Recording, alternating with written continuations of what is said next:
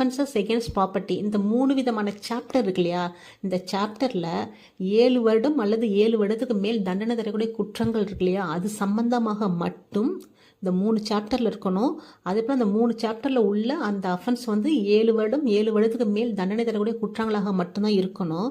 அதே போல் அந்த குற்றங்கள் அபட்மெண்ட் பண்ணுற குற்றமாகவும் இருக்கலாம், கான்ஸ்பைரசி சம்மந்தமான குற்றங்களாகவும் இருக்கலாம், அதே போல் அட்டெம்ப்ட் பண்ணக்கூடிய குற்றங்களாகவும் இருக்கலாம். இந்த மாதிரி குற்றங்களில் என்ன பண்ணால் கண்டிப்பாக நிபந்தனைகள் விதிக்க வேண்டும் பிணையில் விடும்போது.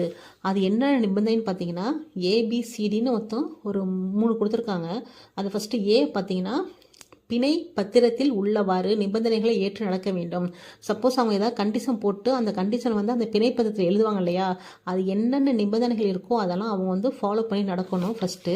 அடுத்து பியில் பார்த்தீங்கன்னா எந்த வழக்கில் குற்றம் சுமத்தப்பட்டுள்ளாரோ, இப்போ ஒரு அஃபென்ஸ் அவங்க பண்ணியிருக்காங்கன்னா அதே போல் அஃபென்ஸை அவங்க திரும்ப செய்யக்கூடாது, அந்த கண்டிஷனையே அவங்க விதிக்கலாம்.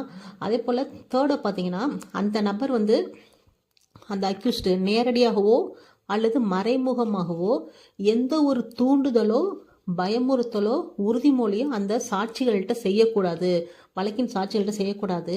அதே போல் அந்த சாட்சியங்களை தவறாக பயன்படுத்தக்கூடாது, டேம்பர் தி எவிடன்ஸ் பயன்படுத்தக்கூடாது என்ற கண்டிஷன் போட்டு, மேலும் நீதியின் நலன் கருதி இன்ட்ரெஸ்ட் ஆஃப் ஜஸ்டிஸ் நீதியின் நலன் கருதி தேவைப்படும் மற்ற எந்த ஒரு நிபந்தனையுமே இம்போஸ் பண்ணலாம், சுமத்தலாம். இதுதான் சப்செக்ஷன் 3ல் சொல்லப்பட்ட விஷயங்கள். சரிங்களா? அடுத்து நீங்கள் பாருங்கள் சப்செக்ஷன் 4. இப்போ 4க்கு வந்துட்டோம்.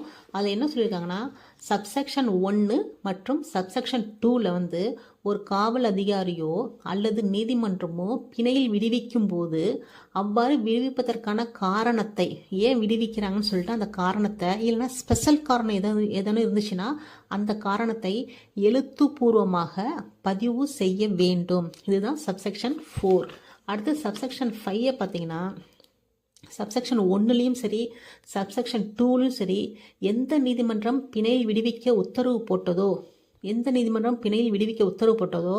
அந்த நீதிமன்றம் அவ்வாறு செய்வது அவசியம் என கருதினால், அவர் பின்னாடி எதுவும் செய்ய போகிறாங்க, அவ்வாறு செய்வது அவசியம் என கருதினால் அந்த நபரை கைது செய்யவும் அல்லது காவலில் அடைக்கவும் உத்தரவு போடலாம். பெயிலில் விட்டுட்ட அப்புறம் திரும்ப அவரை அரெஸ்ட் பண்ணுறதுக்கும் கமிட் டு அந்த கஸ்டடிக்கு அனுப்பவும் அவங்களுக்கு உத்தரவு போடலாம். இது சப்செக்ஷன் 5.